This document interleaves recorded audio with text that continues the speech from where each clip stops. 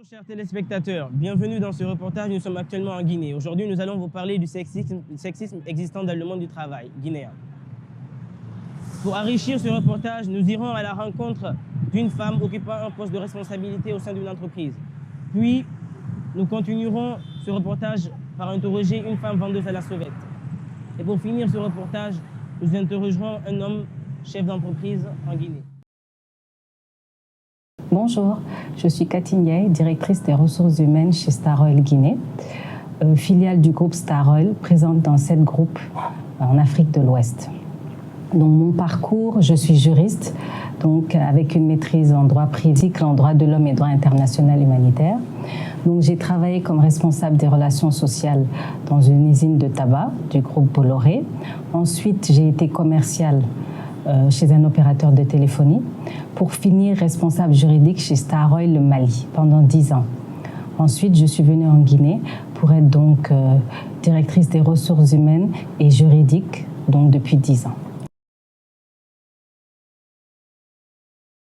Alors le constat que je vais faire d'abord, le problème pour les femmes en Guinée particulièrement, c'est la scolarisation. Donc les jeunes filles ne sont pas scolarisées, donc pas diplômées.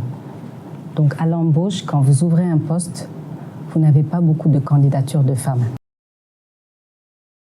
Alors la première des solutions, ce serait déjà de scolariser les jeunes filles, qu'elles aillent à l'école, qu'elles aient des diplômes pour pouvoir prétendre au même poste que les hommes.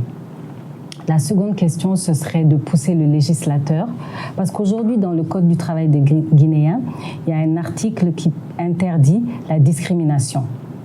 Mais nous pensons que le législateur peut aller beaucoup plus loin en exigeant la parité, qu'il y ait autant d'hommes et de femmes au poste de responsabilité.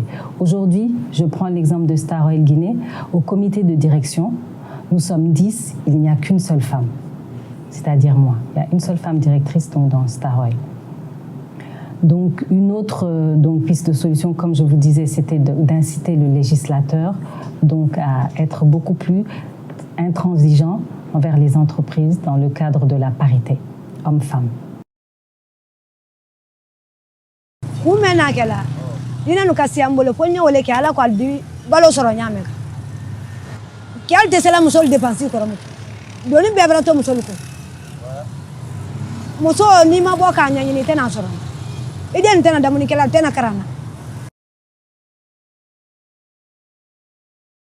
D'accord, donc pour me présenter, je m'appelle Amadouli, j'ai 27 ans en janvier ici. Donc pour mon parcours scolaire, j'ai fait la pépinière Bicaz, puis l'école française, puis l'université, je l'ai fait à l'ISEP dans une école d'ingénieurs, puis au Canada. En 2017, je suis revenu et j'ai lancé ma première entreprise dans tout ce qui est digitalisation qui s'appelle AliSite.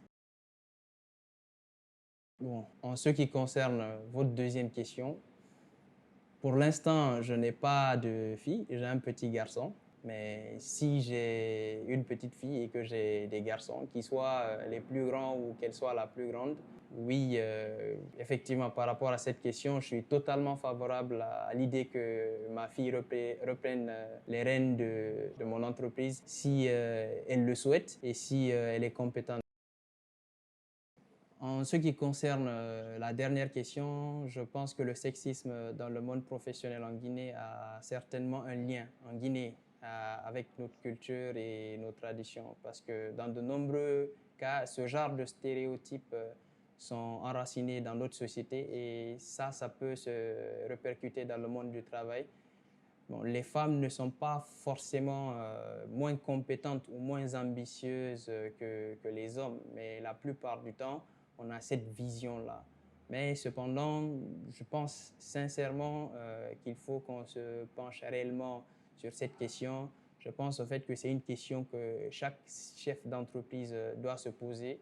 Je pense qu'au lieu de rester sur ces pensées qui sont, encore une fois, enracinées dans les sociétés africaines plus globalement et en Guinée, il faut plus regarder ce que la personne apporte à la société et en fonction des besoins de la société aussi, en fonction de de la vision